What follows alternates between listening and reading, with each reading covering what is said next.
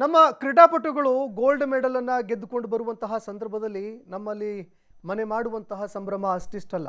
ಆ ಸಂದರ್ಭದಲ್ಲಿ ಸಾಕಷ್ಟು ನಾವು ಅಭಿನಂದನೆಗಳ ಮಹಾಪೂರವನ್ನು ಹರಿಸ್ತಾ ಹೋಗ್ತೀವಿ, ಕೋಟಿ ಕೋಟಿ ಹಣವನ್ನು ಕೊಡ್ತಾ ಹೋಗ್ತೀವಿ. ಅಲ್ಲಿಯವರೆಗೆ ಆ ಕ್ರೀಡಾಪಟುಗಳ ಪರಿಸ್ಥಿತಿ ಯಾವ ರೀತಿಯಾಗಿರುತ್ತೆ ಅನ್ನುವಂಥದ್ದನ್ನು ಯಾರೊಬ್ಬರೂ ಕೂಡ ಅವಲೋಕನ ಮಾಡೋದಕ್ಕೆ ಹೋಗೋದಿಲ್ಲ.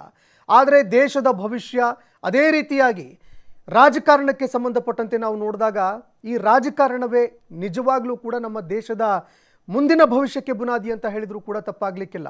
ಆದರೆ ಅದರಲ್ಲಿ ಆಗ್ತಾ ಇರುವಂತಹ ಲೋಪದೋಷಗಳಿಗೆ ಇವತ್ತು ಭಾರತದ ಭವಿಷ್ಯ ನಿರಂತರವಾಗಿ ಹಾಳಾಗ್ತಾ ಹೋಗ್ತಾ ಇದೆ. ಅದೇ ರೀತಿಯಾಗಿ ಗೋಲ್ಡ್ ಮೆಡಲ್ ಗೆದ್ದುಕೊಂಡು ಬಂದಿರುವಂತಹ ಅನೇಕ ಚಾಂಪಿಯನ್ಗಳು ಇವತ್ತು ದೆಹಲಿಯಲ್ಲಿ ಕುಳಿತುಕೊಂಡು ನಮ್ಮ ಮೇಲೆ ದೌರ್ಜನ್ಯ ನಡೀತಾ ಇದೆ ಅಂತ ಹೇಳಿದ್ರು ಕೂಡ ಕೇಳೋದಕ್ಕೆ ಯಾರೂ ಇರಲಿಲ್ಲ. ಕಣ್ಣೀರ ವಿದಾಯವನ್ನು ಹೇಳಿದ್ರು, ಪದ್ಮಶ್ರೀಗಳನ್ನು ವಾಪಸ್ ಕೊಟ್ಟರು, ವಾಪಸ್ ಮರಳಿಸಿದ್ರು ಕೂಡ ಇವತ್ತು ಬೀದಿಯಲ್ಲಿ ಇಟ್ಟು ಬಂದರೂ ಕೂಡ ಯಾರೊಬ್ಬರೂ ಕೂಡ ನಮ್ಮ ದೇಶದ ಅತ್ಯುನ್ನತ ಗೌರವ, ಆ ಗೌರವದ ಬಗ್ಗೆ ಯಾರೊಬ್ಬರೂ ಕೂಡ ತುಟಿಪಿಟ ಕಣ್ಣಲಿಲ್ಲ. ಅದೇ ರೀತಿಯಾಗಿ ಇವತ್ತಿನ ಗೋಲ್ಡ್ ಮೆಡಲ್ಗಳು ಕತ್ತಲೆಯಲ್ಲಿ ಬದುಕ್ತಾ ಇದ್ದಾವೆ.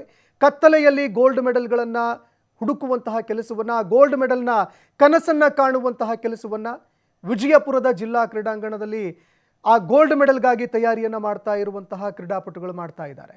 ಇದು ವಿಜಯಪುರ ಜಿಲ್ಲಾ ಕ್ರೀಡಾಂಗಣಕ್ಕೆ ತಗುಲಿರುವಂತಹ ದೌರ್ಭಾಗ್ಯದ ಒಂದು ಸ್ಟೋರಿ.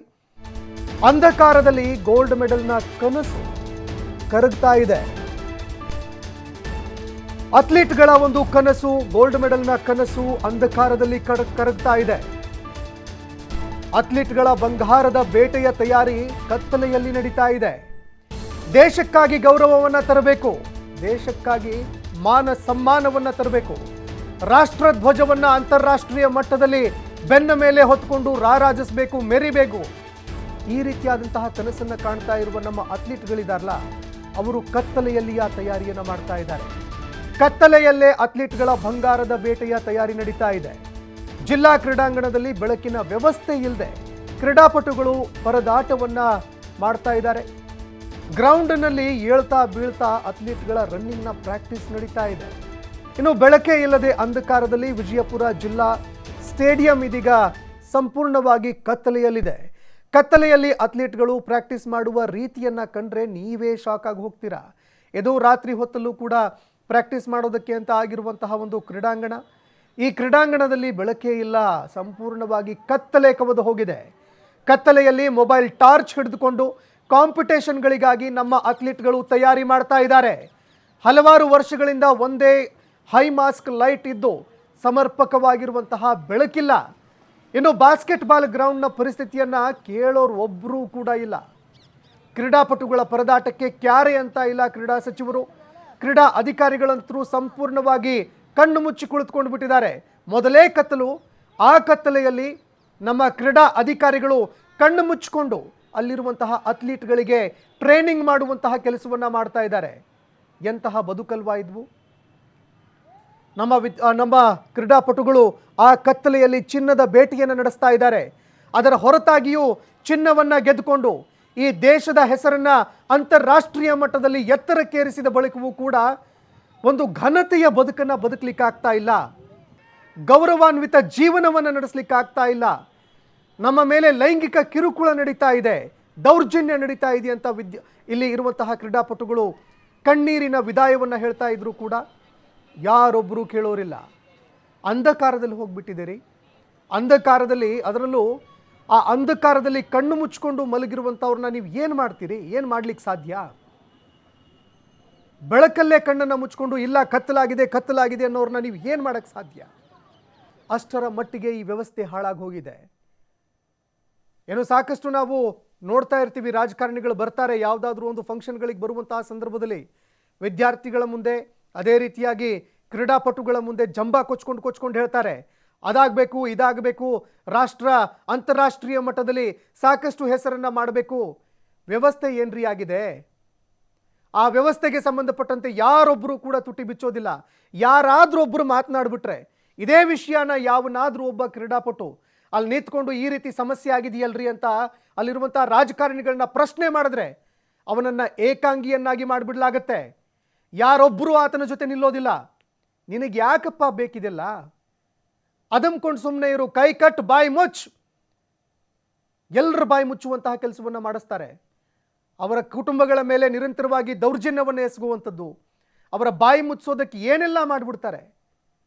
ಈ ಅವ್ಯವಸ್ಥೆಯನ್ನು ಅವರೇನಾದರೂ ಬೆಳಕಿಗೆ ತಂದಿದ್ದೇ ಆದರೆ, ಅದರ ಬಗ್ಗೆ ಧ್ವನಿ ಎತ್ತಿದ್ದೇ ಆದರೆ, ಯುವಕರನ್ನು ಏನು ಮಾಡಿಬಿಟ್ಟಿದ್ರಿ ಇವತ್ತು? ಝೋಂಬೀಸು. ಎಲ್ಲರೂ ಕೂಡ ಕಣ್ಣು ಮುಚ್ಕೊಂಡು ಬಾಯಿ ಮುಚ್ಕೊಂಡು ಮೌನವಾಗಿ ಮಹಾತ್ಮ ಗಾಂಧಿಯವರು ಹೇಳಿದಂತಹ 3 ಕೋತಿಗಳಿದಾವಲ್ಲ, ಆ ರೀತಿಯಾಗಿ ಕೆಟ್ಟದ್ದನ್ನು ಕಂಡರೂ ಕೂಡ ಕಾಣದೇ ಇರುವ ರೀತಿಯಲ್ಲಿರೋ, ಕೆಟ್ಟದ್ದನ್ನು ಕೇಳಿದ್ರೂ ಕೂಡ ಕೇಳದೇ ರೀತಿಯಲ್ಲಿರೋ, ಕೆಟ್ಟದ್ದನ್ನು ಆಡಿದ್ರೂ ಕೂಡ ಯಾರಾದ್ರೊಬ್ಬರು ಅದಕ್ಕೆ ಸಂಬಂಧಪಟ್ಟಂತೆ ಬಾಯಿ ತೆರೆದು ಅವರ ವಿರುದ್ಧ ಒಂದು ಶಬ್ದವನ್ನು ಮಾತನಾಡದೇ ಇರುವಂತಹ ಒಬ್ಬ ಮೂಗನಾಗಿ ಇವತ್ತು ಎಲ್ಲವನ್ನೂ ಕೂಡ ಸಹಿಸ್ತಾ ಹೋಗು. ರೋಬೋಟಿಕ್ ಜೀವನ. ನಮ್ಮ ಮಕ್ಕಳನ್ನು ನಾವು ರೋಬೋಗಳನ್ನಾಗಿ ಮಾರ್ಪಾಡಾಗಿಸ್ಬಿಟ್ಟಿದ್ದೀವಿ. ಇವತ್ತು ನಮ್ಮ ಯುವಕರನ್ನ ನಾವು ರೋಬೋಟ್ಗಳಾಗಿ ಮಾರ್ಪಾಡಾಗಿಸ್ಬಿಟ್ಟಿದ್ದೀವಿ. ಅದೇ ಒಬ್ಬನೇ ಒಬ್ಬ ಕ್ರೀಡಾಪಟು ಒಂದು ಪದಕ ಗೆದ್ದು ಬಿಡಲಿ ಅಂತಾರಾಷ್ಟ್ರೀಯ ಮಟ್ಟದಲ್ಲಿ, ನಮ್ಮ ಹುಡುಗ ನಾವು ಅಷ್ಟು ಮಾಡಿದ್ವಿ, ನಾವು ಇಷ್ಟು ಮಾಡಿದ್ವಿ, ನಾವು ಅಷ್ಟು ಖರ್ಚು ಮಾಡಿದ್ವಿ, ನಾವು ಇಷ್ಟು ಖರ್ಚು ಮಾಡಿದ್ವಿ, 1 ಕೋಟಿ ಕೊಡ್ತಾ ಇದ್ದೀವಿ. ಯಾರಿಗ್ರಿ ಬೇಕು ನಿಮ್ಮ ಕೋಟಿ? ಇವತ್ತು ಕ್ರೀಡಾಪಟುಗಳು ಒಂದು ಘನತೆ ಗೌರವದಿಂದ ಬದುಕೋದಕ್ಕಾಗ್ತಾ ಇಲ್ಲ. ಹೆಣ್ಮಕ್ಳು ನಾವು ನಮಗೆ ಗೌರವಾನ್ವಿತ ಜೀವನವನ್ನು ಬದುಕೋದಕ್ಕಾಗ್ತಾ ಇಲ್ಲ ಅಂತ ಅವಮಾನಕರವಾದಂತಹ ರೀತಿಯಲ್ಲಿ ರಾಜೀನಾಮೆಯನ್ನು ಕೊಟ್ಟು ಹೋಗ್ತಾರೆ. ಆ ಕ್ರೀಡೆಯಿಂದ ಸಂಪೂರ್ಣವಾಗಿ ಹಿಂದೆ ಉಳಿಯುವಂತಹ ಕೆಲಸವನ್ನು ಮಾಡ್ತಾ ಇದ್ದಾರೆ. ಅದಕ್ಕೆ ವಿದಾಯ ಹೇಳುವಂತಹ ಕೆಲಸವನ್ನು ಮಾಡ್ತಾ ಇದ್ದಾರೆ. ಸ್ಥಿತಿ ಇಲ್ಲಿಗೆ ಬಂದು ನಿಂತಿದೆ. ಇನ್ನು ನೋಡ್ತಾ ಇದ್ದೀರಿ ಕ್ರೀಡಾಂಗಣವನ್ನು ಯಾವ ರೀತಿಯಾಗಿ ಕೋಟಿ ಖರ್ಚು ಮಾಡಿ ಒಂದು ಸಿಂಥೆಟಿಕ್ ಟ್ರ್ಯಾಕ್ ಇರುವಂತಹ ಕ್ರೀಡಾಂಗಣವನ್ನು ನಿರ್ಮಾಣ ಮಾಡಲಾಗಿದೆ. ಈ ಕ್ರೀಡಾಂಗಣ ಸಂಪೂರ್ಣವಾಗಿ ಕತ್ತಲೆಯಲ್ಲಿದೆ. ಯುವಕರನ್ನೂ ಕೂಡ ಕ್ರೀಡಾಪಟುಗಳನ್ನೂ ಕೂಡ ಕತ್ತಲೆಯಲ್ಲಿ ಇಡುವಂತಹ ಕೆಲಸವನ್ನು ಈ ವ್ಯವಸ್ಥೆ ಮಾಡಿದೆ.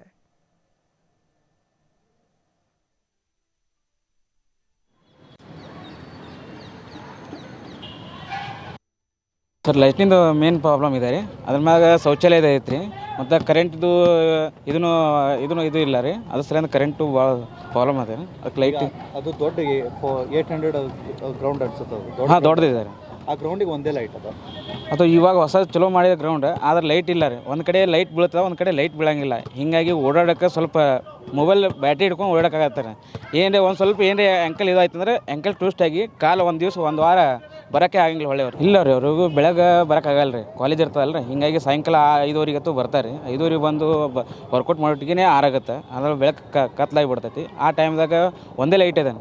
ಅದು ಒಂದು ಲೈಟ್ ಇದೆ, ಅದಕ್ಕೆ ಇನ್ನೊಂದು ಲೈಟ್ ಬೇಕು ರೀ. ಅಂತ ರೌಂಡಾಗಿ ಲೈಟ್ ಇದ್ರೇ ಓಡಾಡೋಕೆ ಇದಾಗುತ್ತೆ. ಇಲ್ಲಿಕಂದ್ರೆ ಏನಾಗುತ್ತೆ, ಆ್ಯಂಕಲ್ ಟ್ವಿಸ್ಟ್ ಆಗಿ ಬೀಳ್ತಾರೆ. ಅದರಿಂದ ಒಂದು ವಾರ ವೇಸ್ಟೇ ಆಗುತ್ತೆ. ಅವರು ಸ್ಪೋರ್ಟ್ಸ್ ಸ್ಟೇಟ್ ಇದಾಗೋದು ಕ್ಯಾನ್ಸಲ್ ಆಗುತ್ತೆ. ಅದಕ್ಕೆ ಕುಡಿ ನೀರು ಸಮಸ್ಯೆನೇ ಐತ್ರಿ. ಟಾಯ್ಲೆಟ್ ರೂಮು ಸಮಸ್ಯೆ ಅದ ರೀ. ಇಲ್ಲಿ ಟಾಯ್ಲೆಟ್ ರೂಮೇ ಇಲ್ಲ ರೀ. ಒಂದೇ ಐತ್ರಿ, ಅದು ಲೇಡೀಸ್ ಬಾಯ್ಸ್ ಒಂದ್ರಾಗ ಹೋಗ್ಬೇಕು. ಅದಕ್ಕೆ ಟಾಯ್ಲೆಟ್ ರೂಮ್ ಒಂದು ಬೇಕೇ ಬೇಕು ರೀ.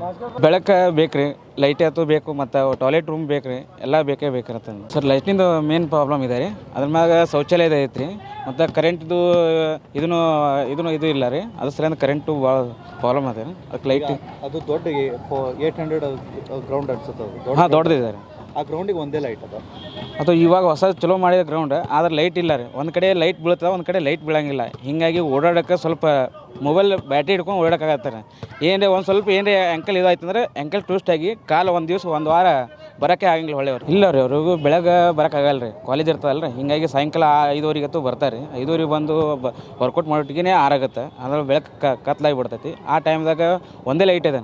ಅದು ಒಂದು ಲೈಟ್ ಇದೆ, ಅದಕ್ಕೆ ಇನ್ನೊಂದು ಲೈಟ್ ಬೇಕು ರೀ. ಅಂತ ರೌಂಡಾಗಿ ಲೈಟ್ ಇದ್ರೇ ಓಡಾಡೋಕೆ ಇದಾಗುತ್ತೆ. ಇಲ್ಲಿಕಂದ್ರೆ ಏನಾಗುತ್ತೆ, ಆ್ಯಂಕಲ್ ಟ್ವಿಸ್ಟ್ ಆಗಿ ಬೀಳ್ತಾರೆ. ಅದರಿಂದ ಒಂದು ವಾರ ವೇಸ್ಟೇ ಆಗುತ್ತೆ. ಅವರು ಸ್ಪೋರ್ಟ್ಸ್ ಸ್ಟೇಟ್ ಇದಾಗೋದು ಕ್ಯಾನ್ಸಲ್ ಆಗುತ್ತೆ. ಅದಕ್ಕೆ ಕುಡಿ ನೀರು ಸಮಸ್ಯೆನೇ ಐತ್ರಿ. ಟಾಯ್ಲೆಟ್ ರೂಮು ಸಮಸ್ಯೆ ಅದ ರೀ. ಇಲ್ಲಿ ಟಾಯ್ಲೆಟ್ ರೂಮೇ ಇಲ್ಲ ರೀ. ಒಂದೇ ಐತ್ರಿ, ಅದು ಲೇಡೀಸ್ ಬಾಯ್ಸ್ ಒಂದ್ರಾಗ ಹೋಗ್ಬೇಕು. ಅದಕ್ಕೆ ಟಾಯ್ಲೆಟ್ ರೂಮ್ ಒಂದು ಬೇಕೇ ಬೇಕು ರೀ. ಬೆಳಕು ಬೇಕು ರೀ, ಲೈಟ್ ಆಯ್ತು ಬೇಕು, ಮತ್ತು ಟಾಯ್ಲೆಟ್ ರೂಮ್ ಬೇಕು ರೀ. ಎಲ್ಲ ಬೇಕೇ ಬೇಕಿರತ್ತೆ ಸರ್. ಲೈಟ್ನಿಂದು ಮೇನ್ ಪ್ರಾಬ್ಲಮ್ ಇದೆ ರೀ. ಅದ್ರ ಮ್ಯಾಗ ಶೌಚಾಲಯದ ಐತ್ರಿ, ಮತ್ತು ಕರೆಂಟ್ದು ಏನಿಲ್ಲ ಸರ್. ಲೈಟಿಂದ ಒಂದು ಪ್ರಾಬ್ಲಮ್ ಇದೆ.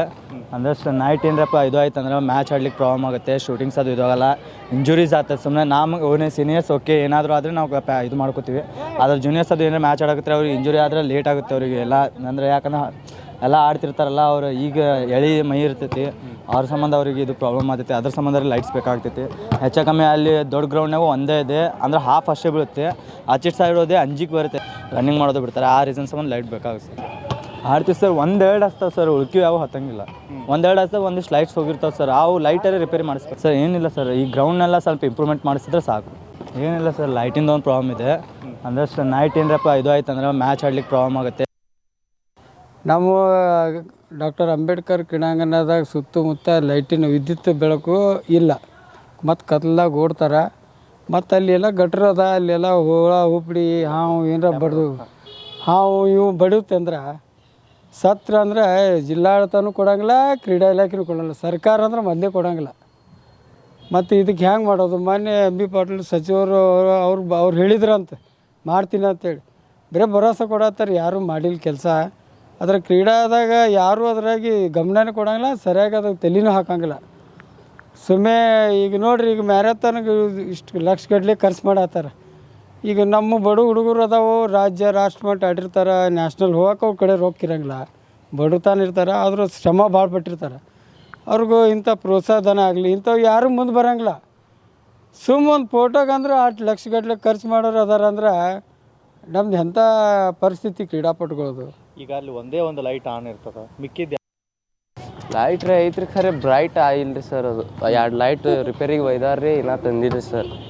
ಅದ್ರ ಸಂಬಂಧ ಬಾಲ್ ನಮಗೆ ಕತ್ತಲ್ದಾಗ ಕಾಣೋದಿಲ್ಲ ರೀ, ಒಮ್ಮೊಮ್ಮೆ ಮುಖಕ್ಕೆ ಬಡಿತೈತಿ ರೀ, ಎಲ್ಲ ಬಡಿತೈತಿ, ಸ್ವಲ್ಪ ಕಷ್ಟ ಐತ್ರಿ.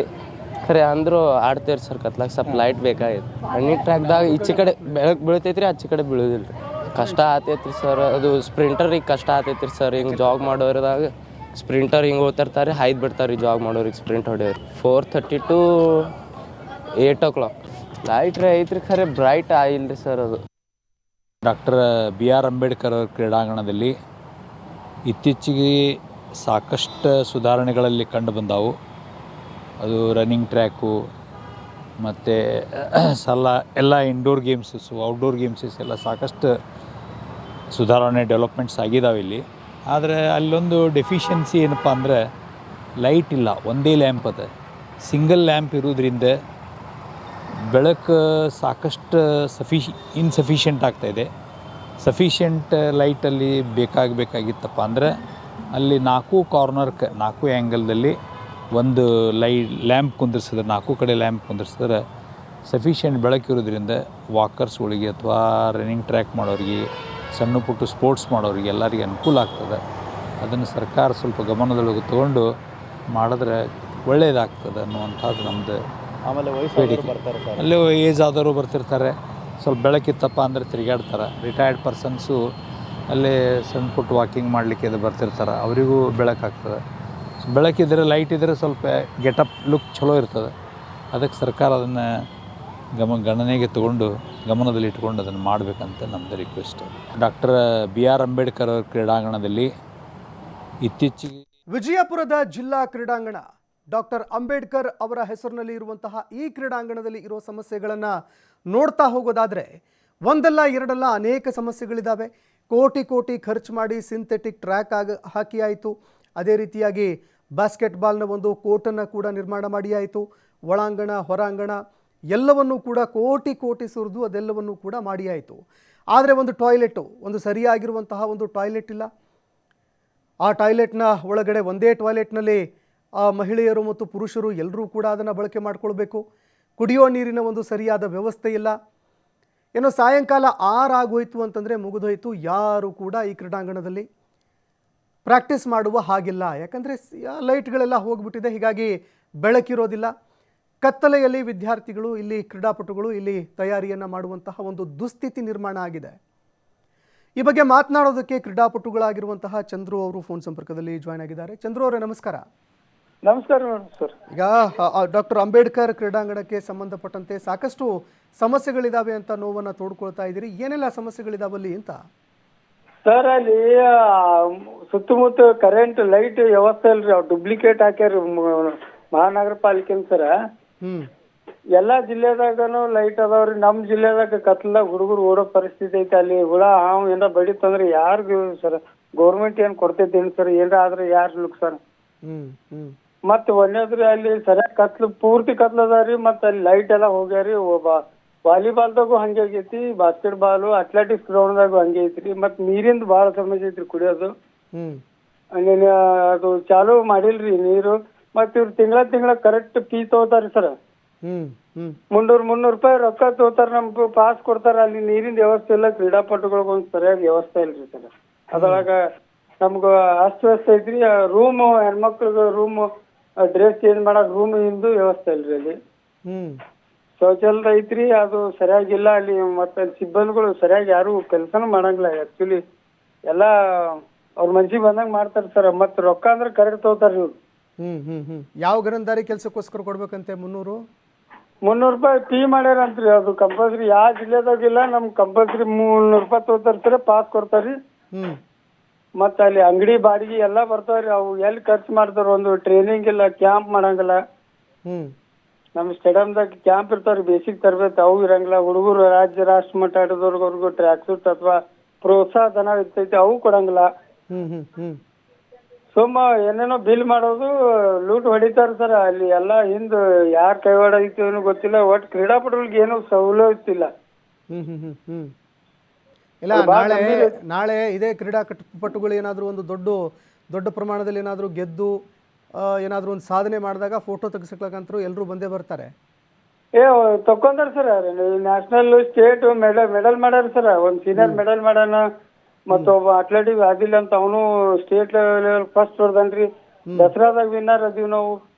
ವಾಲಿಬಾಲ್ದಾಗ ಮೊನ್ನೆ ಚೆನ್ನಮ್ಮ ಅದ್ರ ಒಳಗೂ ಫಸ್ಟ್ ಹೊಡೆದಿವ್ರಿ. ಫೋಟೋ ಹೊಡ್ಕೊಂಡು ಪೇಪರ್ದಾಗ ಸ್ಟೇಟ್ಮೆಂಟ್ ಚಲೋ ಕೊಡ್ತಾರ್ರಿ ಅವ್ರು.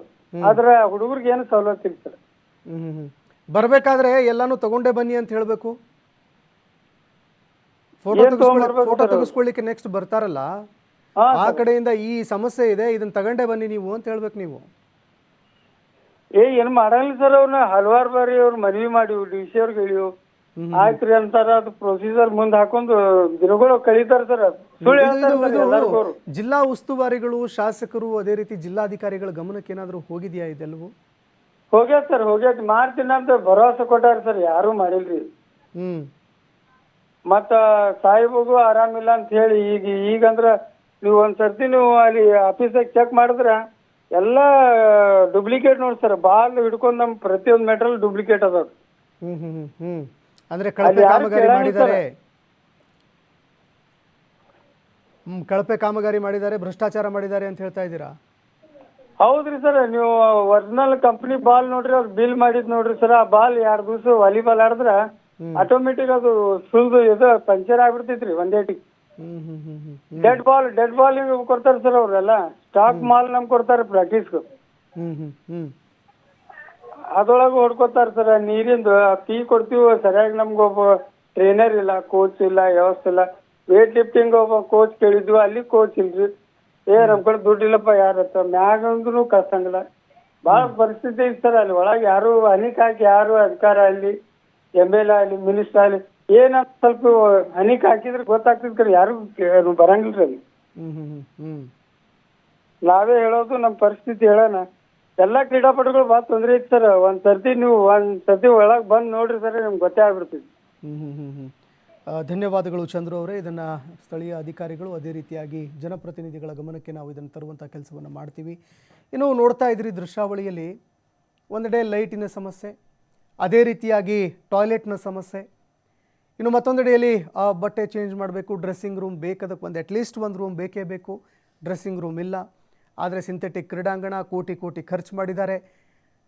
ಇನ್ನು ಮತ್ತೊಂದೆಡೆಯಲ್ಲಿ ಬಹಳಷ್ಟು ಪ್ರಮುಖವಾದಂತಹ ಆರೋಪ ಇಲ್ಲಿ ಕೇಳಿಬರ್ತಾ ಇರುವಂಥದ್ದು, ಕಳಪೆ ಕಾಮಗಾರಿ ಮಾಡಿದ್ದಾರೆ. ಲೈಟ್ಸ್ ಎಲ್ಲ ಡೂಪ್ಲಿಕೇಟು, ಅದೇ ರೀತಿಯಾಗಿ ಸಿಮೆಂಟ್ ಎಲ್ಲ ಕಳಪೆ ಯೂಸ್ ಮಾಡಿದ್ದಾರೆ.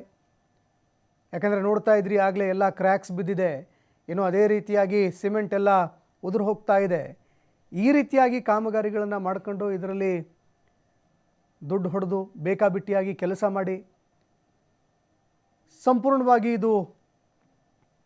ಇದೀಗ ಕಳಪೆ ಮಟ್ಟದ್ದಾಗಿದೆ ಅನ್ನುವಂಥದ್ದು ಕೂಡ ಕೇಳಿಬರ್ತಾ ಇರುವಂತಹ ಒಂದು ಆರೋಪ. ಇದೇ ಕಾರಣಕ್ಕೋಸ್ಕರ ನಾವು ಹೇಳುವಂಥದ್ದು, ಕೇವಲ ಮಾತುಗಳಲ್ಲಿ ಭಾಷಣಗಳಲ್ಲಿ ಮಾತ್ರ ಆಗಬಾರ್ದು.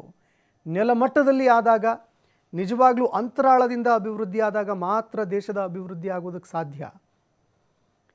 ಇನ್ನು ಇದೇ ರೀತಿಯಾಗಿ ಕತ್ತಲಲ್ಲಿ ನಾವು ಪ್ರಾಕ್ಟೀಸ್ ಮಾಡುವಂತಹ ಒಂದು ದುಸ್ಥಿತಿ ನಿರ್ಮಾಣ ಆಗಿದೆ. ಒಂದು ವೇಳೆ ನಾವು ಆ ಕತ್ತಲೆಯಲ್ಲಿ ಬಿದ್ದಿದ್ದೇ ಆದರೆ, ಹಲವರು ಬಿದ್ದು ನಾವು ಪೆಟ್ಟು ಕೂಡ ಮಾಡ್ಕೊಂಡಿದ್ದೀವಿ ಅಂತ ಹೇಳ್ತಾ ಇದ್ರು. ಅದರಲ್ಲೂ ಅಥ್ಲೀಟ್ಗಳು ಏನಾದರೂ ಬಿದ್ದು ಪೆಟ್ ಮಾಡ್ಕೊಂಡಿದ್ದೆ ಆದರೆ ಆ ಸಂದರ್ಭದಲ್ಲಿ 2-3 ತಿಂಗಳು ರೆಸ್ಟ್ ಬೇಕಾಗತ್ತೆ.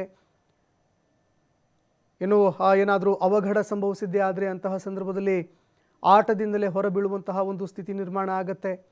ಅನೇಕ ಪದಕಗಳನ್ನು ಕೂಡ ನಾವು ಗೆದ್ದಿದ್ದೀವಿ, ಅನೇಕ ಕ್ರೀಡೆಗಳಲ್ಲಿ ಭಾಗಿಯಾಗಿದ್ದೀವಿ, ಪದಕಗಳನ್ನು ಗೆದ್ದಿದ್ದೀವಿ. ವಿಜಯಪುರ ಜಿಲ್ಲೆಗೆ ನಾವು ಸಾಕಷ್ಟು ಹೆಸರನ್ನ ಕೂಡ ತಂದು ಕೊಟ್ಟಿದ್ದೀವಿ. ಆದರೆ ಫೆಸಿಲಿಟಿ ಹೆಸರಲ್ಲಿ ನಮಗೆ ಸಿಕ್ಕಿದ್ದೇನು, ಏನೇನೂ ಇಲ್ಲ. ಭಾಳಷ್ಟು ನೋವನ್ನು ತೋಡ್ಕೊಳ್ತಾ ಇದ್ರು ಚಂದ್ರು ಅವರು. ಅದೇ ರೀತಿಯಾಗಿ ಡ್ರೆಸ್ಸಿಂಗ್ ರೂಮನ್ನು ನೋಡಿದಾಗ ಡ್ರೆಸ್ಸಿಂಗ್ ರೂಮ್ ಇಲ್ಲ. ಅದರಲ್ಲೂ ಮಹಿಳಾ ಅಥ್ಲೀಟ್ಗಳಂತರೂ ಪರದಾಡುವಂತಹ ಒಂದು ಸ್ಥಿತಿ, ಒಂದು ದುಸ್ಥಿತಿಯಲ್ಲಿ ಅವರು ಅಲ್ಲಿ ಪ್ರಾಕ್ಟೀಸನ್ನು ಮಾಡುವಂತಹ ಕೆಲಸವನ್ನು ಮಾಡ್ತಾ ಇದ್ದಾರೆ. ಇನ್ನು ಮಹಿಳೆಯರು ಹಾಗೂ ಪುರುಷರಿಗೆ ಒಂದೇ ಒಂದು ಶೌಚಾಲಯ. ಇನ್ನು ಇದೇ ರೀತಿಯಾಗಿ ಕುಡಿಯೋ ನೀರಿನ ಒಂದು ವ್ಯವಸ್ಥೆ, ಆ ವ್ಯವಸ್ಥೆ ಕೂಡ ಇಲ್ಲ.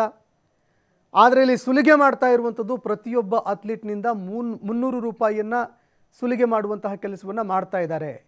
300 ರೂಪಾಯಿ ಕೊಡಿ ಪಾಸ್ ಕೊಡ್ತೀವಿ, ಪ್ರತಿ ತಿಂಗಳು 300 ರೂಪಾಯಿ ನೀವು ಹಣ ತುಂಬ್ತಾ ಹೋಗಿ. ಆಯ್ತಪ್ಪ, ಏನಾದರೂ ಅಭಿವೃದ್ಧಿ ಮಾಡಿದ್ರಾ, ಏನಾದರೂ ಕ್ಲೀನಿನೆಸ್ ಮೇಂಟೈನ್ ಮಾಡಿದ್ದೀರಾ, ಏನಾದರೂ ಫೆಸಿಲಿಟಿ ಕೊಡ್ತಾ ಇದ್ದೀರಾ, ಕುಡಿಯೋ ನೀರಿಗೇನಾದರೂ ವ್ಯವಸ್ಥೆ ಇದೆಯಾ? ಯಾವುದ್ಯಾವುದೂ ಇಲ್ಲ. ಇನ್ನು ಅದೇ ರೀತಿಯಾಗಿ ಯಾವುದೋ ಒಂದು ಕಳಪೆ ಗುಣಮಟ್ಟದ ಲೈಟ್ಗಳನ್ನು ತೊಗೊಂಬರೋದು, ಹಾಕೋದು, ಅದರಲ್ಲಿ ಸಿಕ್ಕಾಪಟ್ಟೆ ದುಡ್ಡು ಹೊಡ್ಕೊಂಡ್ಬಿಡೋದು, ಭ್ರಷ್ಟಾಚಾರ ಮಾಡುವಂಥದ್ದು, ಇದೆಲ್ಲವೂ ಎಗ್ಗಿಲ್ಲದೆ ನಡೀತಾ ಇದೆ ಅನ್ನುವಂತಹ ಒಂದು ಆರೋಪ ಕೇಳಿಬರ್ತಾ ಇದೆ. ಇದಕ್ಕೆ ಸಂಬಂಧಪಟ್ಟಂತೆ ಜಿಲ್ಲಾಧಿಕಾರಿಗಳು ಕೂಡ ಗಮನವನ್ನು ಹರಿಸಬೇಕು. ಅದೇ ರೀತಿಯಾಗಿ ಯಾರು ಸ್ಥಳೀಯ ಶಾಸಕರಿದ್ದಾರೆ ಅವರು ಭೇಟಿ ಕೊಡಬೇಕು. ಜಿಲ್ಲಾ ಉಸ್ತುವಾರಿ ಸಚಿವರು ಇತ್ತ ಗಮನ ಹರಿಸಬೇಕು. ಎಷ್ಟರ ಮಟ್ಟಿಗೆ ಅವ್ಯವಸ್ಥೆಗಳ ಆಗರವಾಗಿ ಮಾರ್ಪಾಡಾಗಿದೆ ವಿಜಯಪುರ ಜಿಲ್ಲೆಯ ಒಂದು ಜಿಲ್ಲಾ ಕ್ರೀಡಾಂಗಣ ಅನ್ನುವಂಥದ್ದನ್ನು ಗಮನ ಹರಿಸಬೇಕು. ಕೇವಲ ಮಾತಿನಿಂದ ಮಾತ್ರ ಅಲ್ಲ, ಮಾತಿನಿಂದ ಮಾತ್ರ ಅಭಿವೃದ್ಧಿ ಆಗೋದಿಲ್ಲ, ಕೆಲಸಗಳಿಂದ ಅಭಿವೃದ್ಧಿ ಆಗತ್ತೆ. ಇಲ್ಲಿ ಭೇಟಿ ಕೊಟ್ಟು ಕ್ರೀಡಾಪಟುಗಳ ಸಮಸ್ಯೆಯನ್ನು ಆಲಿಸುವಂತಹ ಕೆಲಸವನ್ನು ಮಾಡ್ತಾರೆ ಅಂತ ನಾವು ಅಂದ್ಕೊಂಡಿದ್ದೀವಿ. ಅದೇ ರೀತಿಯಾಗಿ ಈ ಒಂದು ವಿಷಯಕ್ಕೆ ಸಂಬಂಧಪಟ್ಟಂತೆ ಸ್ಥಳೀಯರನ್ನು ಕೂಡ ನಾವು ಮಾತನಾಡಿಸ್ತಾ ಹೋಗ್ತಾ ಇದ್ದೀವಿ. ಏನು ಸಮಸ್ಯೆಗಳಿದೆ ಅಂತ ಕೇಳ್ತಾ ಹೋಗ್ತಾ ಇದ್ದೀವಿ. ಇನ್ನು ಇದಕ್ಕೆ ಸಂಬಂಧಪಟ್ಟಂತೆ ಮಾತನಾಡೋದಕ್ಕೆ ಕ್ರೀಡಾ ಅಭಿಮಾನಿಯಾಗಿರುವಂತಹ ಸತೀಶ್ ಅವರು ಫೋನ್ ಸಂಪರ್ಕದಲ್ಲಿ ಜಾಯ್ನ್ ಆಗಿದ್ದಾರೆ. ಸತೀಶ್ ಅವರೇ, ನಮಸ್ಕಾರ. ಸರ್ ನಮಸ್ಕಾರ. ಈಗ ನಿಮ್ಮ ಜಿಲ್ಲಾ ಕ್ರೀಡಾಂಗಣದಲ್ಲಿ ಅನೇಕ ಸಮಸ್ಯೆಗಳಿದ್ದಾವೆ ಅನ್ನುವಂತಹ ಆರೋಪ ಕೇಳಿಬರ್ತಾ ಇದೆ. ಏನೆಲ್ಲ ಸಮಸ್ಯೆಯನ್ನು ಎದುರಿಸ್ತಾ ಇದ್ದಾರೆ ನಿಮ್ಮ ಜಿಲ್ಲಾ ಕ್ರೀಡಾಂಗಣದಲ್ಲಿ ಅಂತ? ಸರ್, ಹೆಸರಿಗೆ ಮಾತ್ರ ವಿಜಯಪುರದಲ್ಲಿ ಜಿಲ್ಲಾ ಕ್ರೀಡಾಂಗಣ ಇದೆ ಅಂತ ಅನಿಸ್ತಾ ಇದೆ ಅಷ್ಟೇ. ಜಿಲ್ಲಾ ಕ್ರೀಡಾಂಗಣ ಅನ್ನುವಂತ ಒಂದು ಹೆಸರಿಗೆ ಅಲ್ಲಿ ಯಾವುದೇ ಆದಂತ ಮೂಲಭೂತ ಸೌಕರ್ಯ ಕ್ರೀಡಾಂಗಣಕ್ಕೆ ಸಂಬಂಧಪಟ್ಟಿದ್ ಯಾವುದೇ ಇಲ್ಲ. ಹೆಸರಿಗೆ ಮಾತ್ರ ಸಿಂಥೆಟಿಕ್ ಟ್ರ್ಯಾಕ್ ಅಂತೇಳಿ ಒಳಗೆ ಅಲ್ಲಿ ಏನು ಕ್ರಿಕೆಟ್ ಮೊದಲು ಆಡ್ತಿದ್ರು, ಆ ಕ್ರೀಡಾಪಟುಗಳಿಗೂ ತೊಂದರೆ ಆಗಿದೆ. ಮತ್ತ ಅಲ್ಲಿ ಬಾಸ್ಕೆಟ್ ಬಾಲ್ ಅಂತ ಇದೆ, ಹೈ ಮಾಸ್ಕ್ ಇರೋದು. ಇಡೀ ಒಂದು ಜಿಲ್ಲಾ ಕ್ರೀಡಾಂಗಣ ಅಂದ್ರೆ ಹೈ ಮಾಸ್ಕ್ ಒಂದೇ ಇದೆ. ಅದ್ರ ಬಿಟ್ರೆ ಬಹುಶಃ ರಾತ್ರಿ ಏನಪ್ಪಾ ಅಂದ್ರೆ ಮೊಬೈಲ್ ಟಾರ್ಚ್ ಹಚ್ಕೊಂಡು ಆಟ ಆಡ್ಬೇಕು, ಆ ರೀತಿ ಆಗಿದೆ. ಮತ್ತೆ ನೈಜವಾಗಿ ಇವತ್ತು ಹೋಗ್ತಕ್ಕಂತ ಬರ್ತಕ್ಕಂಥವ್ರು ಎಲ್ಲರೂ ನೋಡಿದ್ರ ಮೊಬೈಲ್ ಟಾರ್ಚ್ ಹಚ್ಕೊಂಡೇ ಆಡ್ತಾರ. ಬಾಸ್ಕೆಟ್ ಬಾಲ್ ಆಗ್ಲಿ, ವಾಲಿಬಾಲ್ ಆಗ್ಲಿ, ಒಳಗಾಗ್ಲಿ ಯಾವುದೇ ರೀತಿಯಿಂದ ಅದು ಕ್ರೀಡಾಂಗಣ ಅನಿಸ್ತಾ ಇಲ್ಲ.